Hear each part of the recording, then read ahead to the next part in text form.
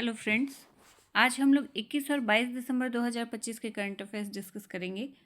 लेकिन आज के करंट अफेयर्स डिस्कस करने से पहले पिछले दिन वाला क्वेश्चन देख लेते हैं जो मैंने आपसे पूछा था।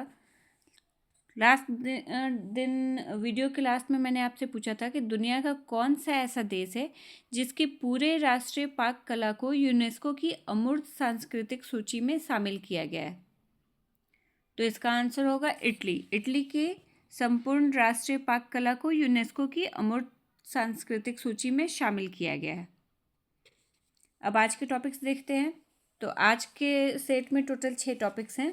पहला टॉपिक जो है वो है नरपुह वन्यजीव अभ्यारण्य से संबंधित।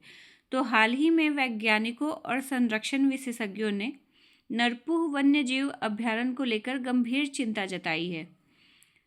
क्यों चिंता जताई गई है? तो चूना पत्थर या लाइमस्टोन की खनन गतिविधियों और आसपास स्थापित सीमेंट फैक्ट्रियां इस अभ्यारण्य के नाजुक पारिस्थितिकी तंत्र के लिए दीर्घकालिक खतरा बन चुकी हैं।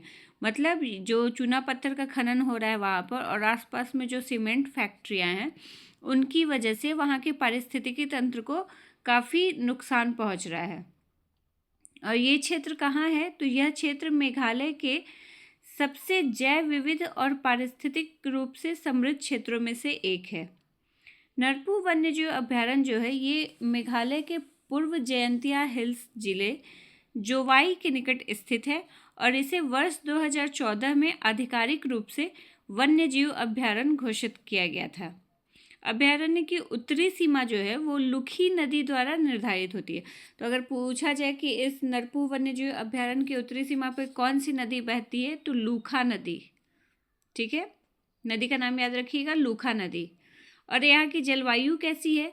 तो जलवायु अत्यधिक वर्षा वाला क्षेत्र है ये, और यहाँ वार्षिक वर्षा 6000 मिलीमीटर से भी अधिक होती है। वनस्पति देख लेते हैं तो यहाँ ऊंचे सदाबहार और अर्ध सदाबहार वन पाए जाते हैं। चूँकि ये अत्यधिक वर्षा वाले क्षेत्र हैं इसलिए यहाँ सदाबहार वन पाए जाते हैं। जीव जंतु कौन कौन से होते हैं यहाँ? तो यहाँ हुलॉक गिब्बन जो भारत का एकमात्र वानर या ऐप है वो पाया जाता है। उसके अलावा सेरो, स्लॉथ भालू, लेपर्ड कैट, बार्किंग डियर, ये सभी जीव जंतु वहाँ पे पाए जाते हैं। ये नरपुह वन्यजीव अभ्यारण्य से संबंधित है जिसको लेके वैज्ञानिकों ने चिंता जताई है। नेक्स्ट टॉपिक देख लेते हैं। तो next topic FIFA best football awards 2025 से संबंधित है। तो इसका आयोजन हाल ही में दोहा कतर में किया गया है, जहां पिछले वर्ष विश्व फुटबॉल में अच्छा प्रदर्शन करने वाले खिलाड़ियों, कोचों और गोलकीपरों आदि को सम्मानित किया गया है। अब देख लेते हैं पुरुष वर्ग में किसको कौन सा किताब मिला है। तो पुरुष वर्ग में फीफा पुरुष खिलाड़ी ऑफ द ईयर मिला है ओस्मान डेम्बेले, फ्रांस के जो हैं, क्या नाम है? Ousmane Dembele. इनको फीफा पुरुष खिलाड़ी ऑफ द ईयर का खिताब मिला है। सर्वश्रेष्ठ पुरुष गोलकीपर का खिताब किसको मिला है?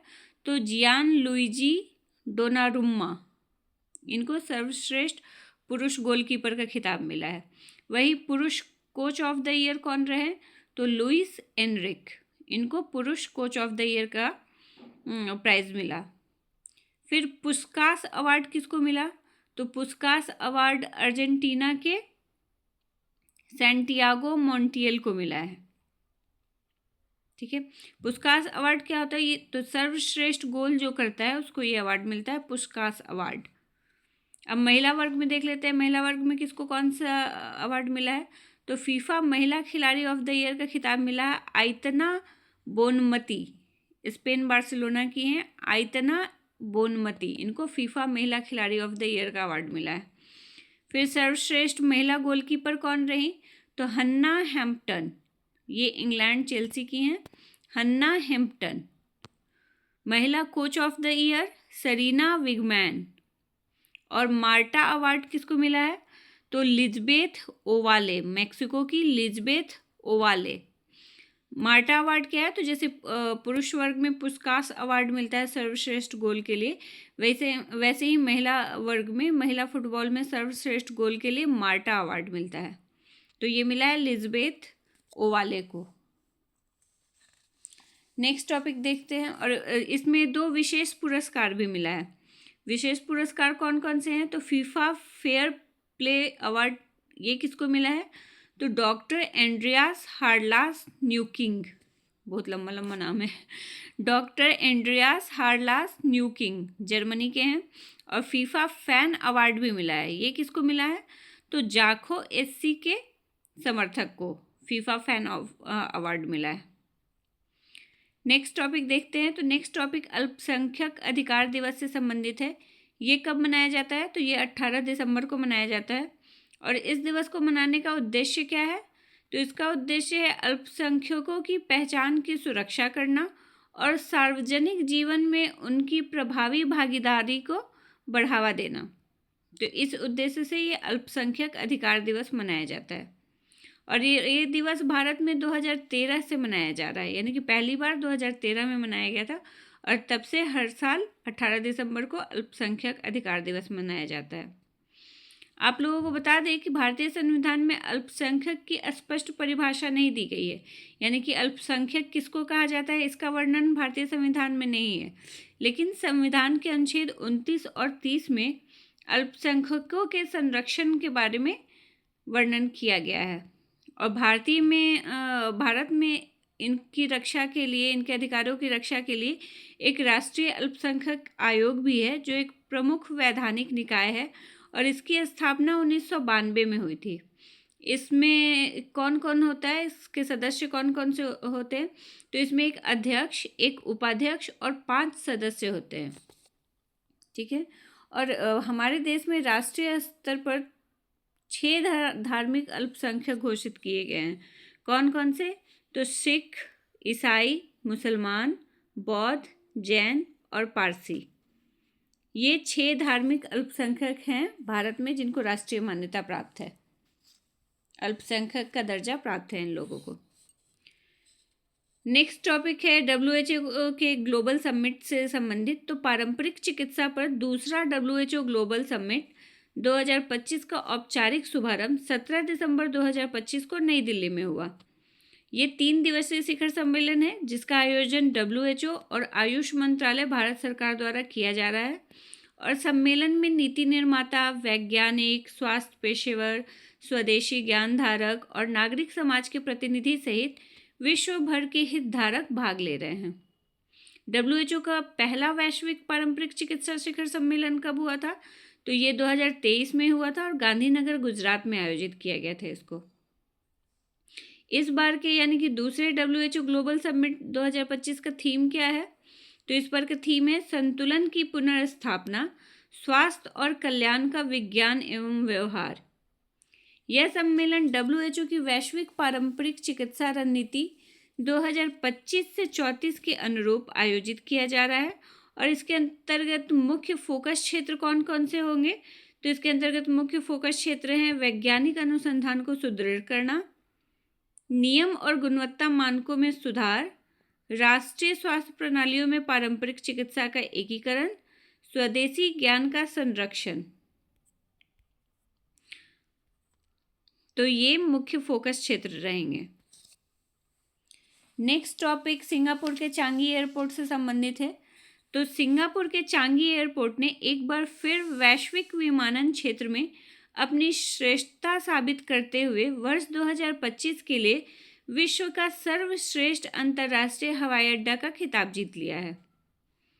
तो सिंगापुर का चांगी एयरपोर्ट विश्व का सर्वश्रेष्ठ अंतर्राष्ट्रीय हवाई अड्डा का खिताब जीत लिया है।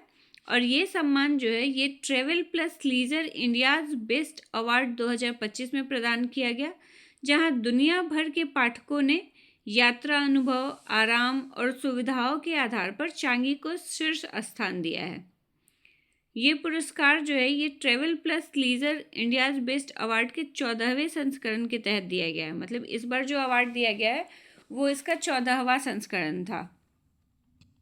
और विजेताओं का चयन ऑनलाइन रीडर वोटिंग के आधार पर किया जाता है, यानी कि ये पूरी तरह रीडर के वोटिंग पर आधारित होता है।